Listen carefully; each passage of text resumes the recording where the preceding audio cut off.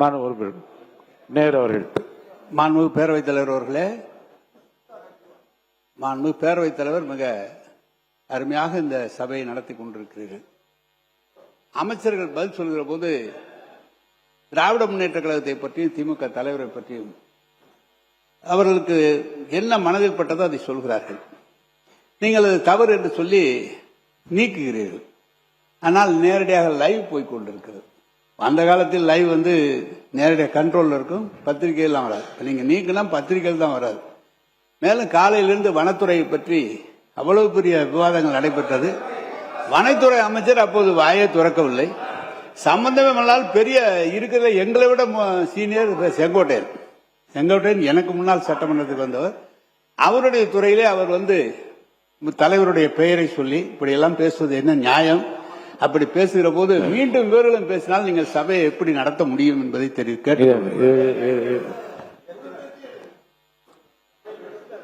இல்ல அது இல்ல. மாண்புமிகு பேரவைத் தலைவர் ஏற்கனவே ரூலிங் இருக்குது.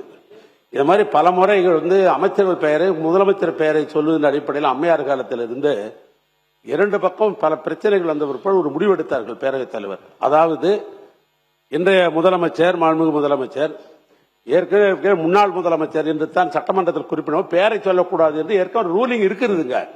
ஆனா அதை கடைபிடிச்சா இந்த பிரச்சனைகள் பாதி அடங்கிடும். அதனால மரியாதை குறைவாக இந்த சட்டமன்றம் நடக்கணும். அதனால அமைச்சர் பெயரை சொல்வதை விட மாண்புமிகு துறை அமைச்சர் என்று சொல்லலாம்.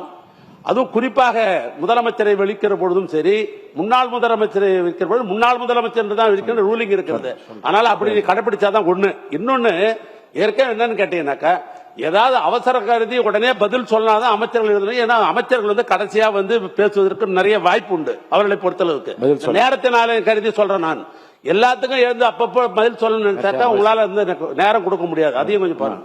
மாண்புமிகு உறுப்பினருடைய கருத்துக்கள் கவனத்தில் கொள்ளப்படும். மாண்புமிகு அவை முன்னவர் அவர்கள். மாண்புமிகு பேரவைத் தலைவர் அவர்களே, எடுத்தாச்சு. மாண்புமிகு பேரவைத் தலைவர் அவர்களே, மாண்புமிகு முன்னாள் அமைச்சர் அவர்கள் இங்கே உரையாற்றுகிற போது சொன்னார்கள் 10,000 கிடைக்கும், 4,000 கிடைக்கும் என்றெல்லாம் சொல்லி எப்போது கிடைக்கும் என்று நாங்கள் ஆசைப்பட்டு ஓட்டு போட்டோம் என்று சொன்னார்கள். உங்களுக்கு ஓட்டு போடாத காரணமே பட்டா கொடுத்தீர்கள், ஆனால் இடமில்லை என்றுதான் மக்கள் கேட்டுக் கொண்டிருக்கிறார். மாண்பு உறுப்பினர் பேசுங்க. குறுக்கீடு இல்ல. மாண்பு உறுப்பினர் அவை முன்னவர். மாண்பு முன்னாள் முதலமைச்சர் அவர்கள், நீங்கள் பேசுவது அழகாகத்தான் இருக்கிற. ஆதாரம் கேட்டீர்கள். ஆதாரம் எவ்வளவு வேண்டுமானாலும் உங்களிடத்திலே ஒப்படைக்கிறோம். இல்ல எங்கிட்ட ஒப்படைங்க, நான் பார்த்து அவங்களுக்கு கொடுக்குறேன். இல்ல உங்களிடத்து கொடுத்து அவங்களுக்கு கொடுக்க போறோம். ஏன்னு சொன்னீங்கன்னா உட்காந்து ஒரே நிமிஷம் அவசரப்படாதீங்க. இல்ல மாண்பு உறுப்பினர் நான் பேச நீங்க அவை முன்னவர் பேசி முடிக்கட்டும், விடுங்க.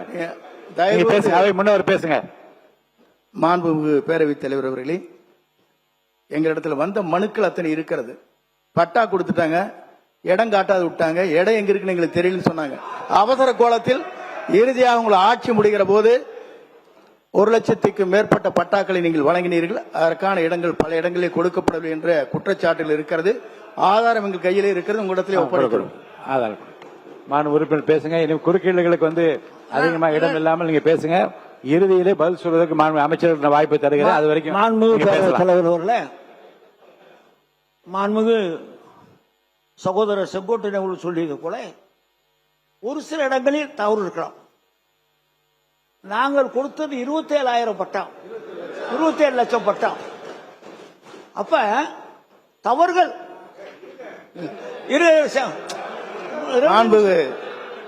மாண்புமிகு முன்னாள் அமைச்சர் அவர்கள் ஒத்துக்கொண்டார்கள். அதற்கு நன்றி. இல்ல நான் பேசுறேன். பேசுங்க. நீங்களும் பட்டா கொடுக்க போகிறீர்கள், நீங்கள் பட்டா கொடுக்க போகிறீர்கள் சொல்லியிருக்கிறீர்கள். என்ன நடக்குது என்பதை நீங்களும் இத்தனை வருஷ காலம் சட்டமன்ற உறுப்பினராக இருந்திருக்கிறீர்கள். என்ன நடக்கும் என்று உங்களுக்கு தெரியும். நாம் நிகழ்ச்சிக்கு போய் நேரத்தில் பட்டா வழங்குவார்கள். அந்த பட்டாவை நம்மளுடைய சர்வேல போய் அளந்து ஒதுக்கீடு பண்ணி கொடுக்க வேண்டும். அந்த பணிகளை எங்களுடைய அரசாங்கம் ஒழுங்காக செய்திருக்கிறோம், மன நிறைவாக நாங்கள் செய்திருக்கிறோம். அதில் ஏதாவது இருந்தால் நீங்கள் பாருங்கள். இன்னொன்று, நம்முடைய தம்பி அவர்கள் எங்களுடைய தலைவரை பெயர் சொல்லி அழைத்தார்கள். சரி, இல்ல இல்ல அது நீக்கப்பட்டது. நேற்றைய தினம் நம்முடைய முதலமைச்சர் அவர்கள் சென்னையில கோட்டையிலே கொடியேற்றினார்கள். அந்த கொடியேற்றுகிற அந்த வாய்ப்பை வாங்கி கொடுத்த புண்ணியமான கலைஞர் தான். அதற்கு ஒரு நன்றி வேண்டாமா? நேற்று கோட்டையிலே கொடியேற்றிய நம்முடைய முதலமைச்சர் இங்கே உட்கார்ந்திருக்கிறார்கள். நீங்கள் எல்லாம் முன்னால உட்கார்ந்து நாங்கள் டிவியில் பார்த்தோம். நீங்கள் அந்த ஒரு நிமிஷம் சந்தோஷத்துக்காகவாவது கலைஞரை பாராட்ட வேண்டும். கலைஞர் இல்லை என்று சொன்னால் இந்தியாவில் எந்த முதலமைச்சரும் சுதந்திர தினத்திற்கு கொடியேற்றி இருக்க முடியாது. இன்னும் சொல்ல வேண்டும் என்று சொன்னால் வனத்துறை அமைச்சர் உட்காருங்க. வனத்துறை அமைச்சர் உட்காருங்க. வனத்துறை அமைச்சர் உட்காருங்க. மை கொடுக்க வேணாம். அமைச்சர் உட்காருங்க. வனத்துறை அமைச்சர் உட்காருங்க. வனத்துறை அமைச்சர் உட்காருங்க.